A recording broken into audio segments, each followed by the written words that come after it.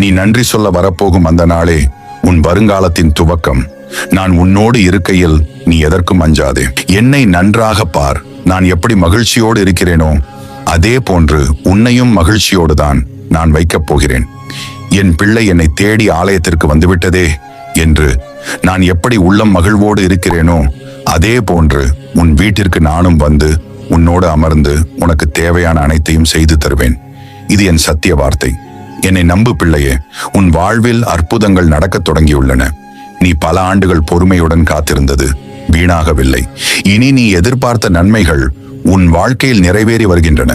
உன் மனதில் தோன்றிய நல்ல எண்ணங்கள் ஒன்றன் பின் ஒன்றாக நிறைவேறி வரும்.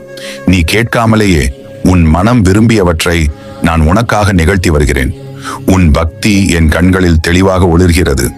எந்த கேள்வியும் கேட்காமல் இது என் ஈசனின் ஆணை என்று எண்ணி செய்வது உன் நம்பிக்கையின் சுத்த வடிவம். உன் மனம் மாய வலையால் கட்டுண்டு தவித்த நேரங்களில் என்னை நினைத்து என் அப்பன் ஈசனே என்று அழைத்த குரல் என் செவிகளில் கேட்டது. அந்த குரலுக்கான பதிலை ஏற்கனவே உன் வாழ்வில் சில அறிகுறிகளால் நான் அளித்துள்ளேன். இன்னும் சில நாட்களில் அந்த மாயத்தின் பிடியிலிருந்து உன்னை முழுமையாக விடுவிப்பேன். மனதில் தோன்றும் குழப்பமான சிந்தனைகளை உடனே நீக்கிவிடு. ஏனெனில் அவை உன் ஆற்றலை உறிஞ்சும். தேவையற்ற விஷயங்களை பற்றி சிந்திக்காதே. உன் கடமையை உறுதியுடன் செய்.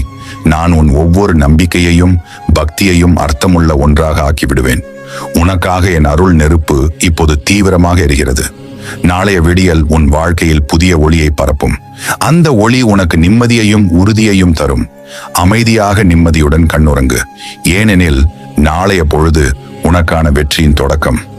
உன் வாழ்க்கையில் கர்மவினையின் தாக்கம் வலுவாக இருந்ததால் பல விஷயங்கள் சிக்கலாகி போயிருந்தது. நீ நெஞ்சில் பொறுமை வைத்திருந்தும் சில நேரங்களில் தாங்க முடியாமல் நடந்தது வினையின் வலிமையால் தான். ஆனால் இனி அந்த வினையின் பிடி தளர்கிறது. இப்போது நீ செய்யும் ஒவ்வொரு செயலும் இனி வெற்றியாக மாறும். உன் வாழ்க்கையின் போர்க்களம் அமைதியான நிலவொளியாக மாறி உன்னை சூழ்ந்திருந்த நெருப்புகள் மெதுவாக அணைந்துவிடும். உனக்கு எதிராக இருந்தவர்கள் தங்கள் தவறுகளை உணர்ந்து மாறிவிடுவார்கள். இனி வரும் காலம் உனக்கு பொற்காலம். அமைதியும் நிம்மதியும் வெற்றியும் கலந்த ஒரு தெய்வீக பயணம்